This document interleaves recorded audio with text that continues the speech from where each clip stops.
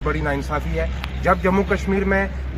रियासत हुआ करती थी और यहाँ के जो चीफ मिनिस्टर हुआ करते थे, कानून पास हुआ और उसके बाद जो है मैं समझता हूँ कि स्टेट लैंड जो है उसे कन्वर्ट किया गया, लोगों के इंतकाल शुदा रकबे के तहत लोगों को जो है अलाट की गई। उसके बाद जो है चाहे वो S-432 हो, उसके तहत लोगों के यहाँ पे इंतकाल हुए। तो उसके बाद लोगों ने यहाँ पे अपनी जो प्रॉपर्टीज़ थी उनको एस्टेब्लिश किया, यहाँ पे बहुत बड़ी प्रॉपर्टी लोगों ने बनाई। अब मैं समझता हूँ कि जब से जम्मू कश्मीर में यूटी है, यूटी के बाद तरह तरह के फरमान जारी किए जाते हैं। हमेशा जम्मू कश्मीर की आवाम और ख़ास करके पीर पंजाल की आवाम ने हमेशा जमहूरियत पे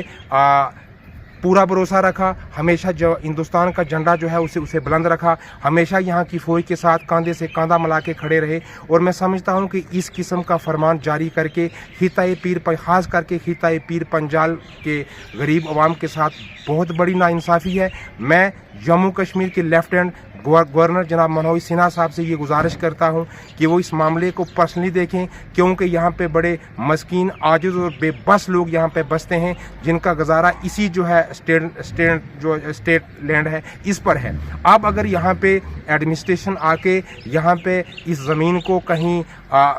डिमार्केशन करने की कोशिश करेगी तो लॉ एंड ऑर्डर की प्रॉब्लम बन सकती है। पूरी जम्मू कश्मीर से इस वक्त तमाम लीडरान साहिबान जो है इसके ख़िलाफ़ आवाज़ें बुलंद कर रहे हैं। तो मेरी ख़ास करके मैंडर के तमाम लीडरान से ये गुजारिश है कि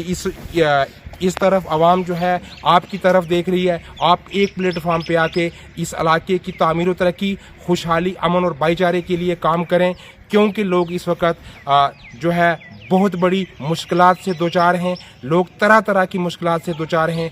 इंतज़ामिया को चाहिए कि इस तमाम मामले को बड़ी गहराई के साथ देखे और उसके बाद जो है लेफ्टिनेंट गवर्नर मनोज सिन्हा साहब से मेरी मोतबना और आइज़ाना गुजारिश है कि जो भी ये फ़ैसला जम्मू कश्मीर के चीफ सेक्रेटरी साहब ने लिया, इसको मनसूख करने के लिए वो हुक्म जारी करें, क्योंकि